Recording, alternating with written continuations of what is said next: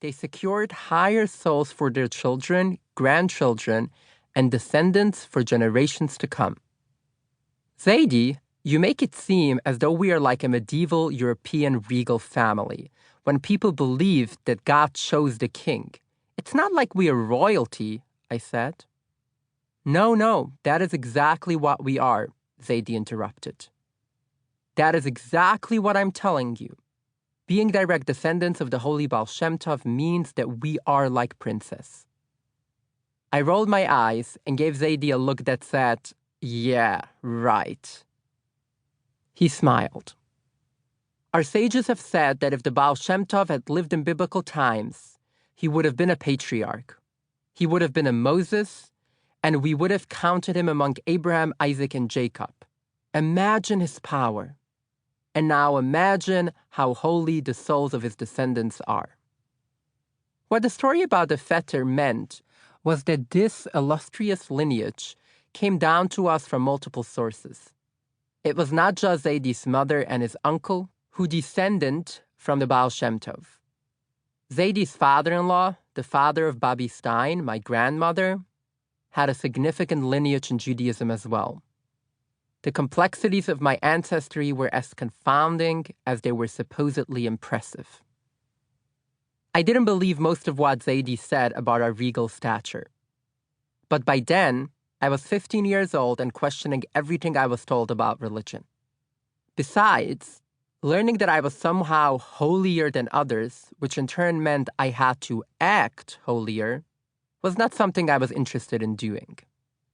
But I also knew that among the 1 million or so Hasidic people in the Ultra-Orthodox Hasidic Jewish world, it was considered a reality.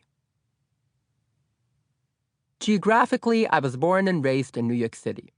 Culturally, I was raised in an 18th-century Eastern European enclave in the heart of its capital, the Ultra-Orthodox Hasidic Jewish community in Williamsburg, Brooklyn. I grew up in New York, but I did not speak English, visit museums or the theater, or wear jeans.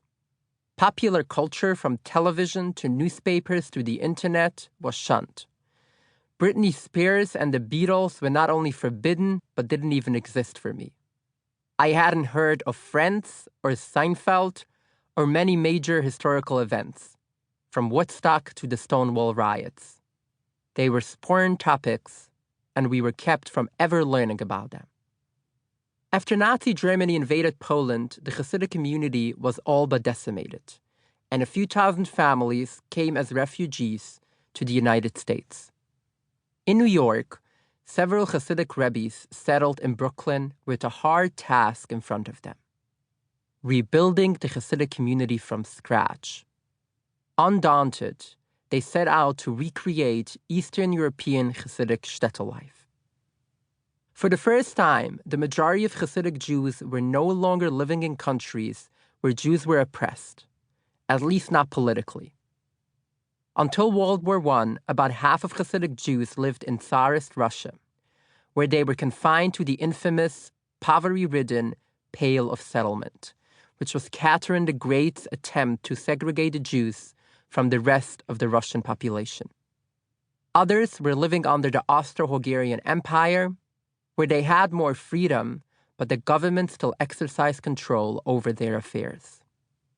In New York, for the first time in its 200 years of existence, the Hasidic community was living in a country that had formal separation between church and state, and where the government rarely, at least by law, took an interest in religious communities. Not only were Jews no longer treated as outcasts, but they were reaching a new peak of influence, integration, and assimilation in the American melting pot.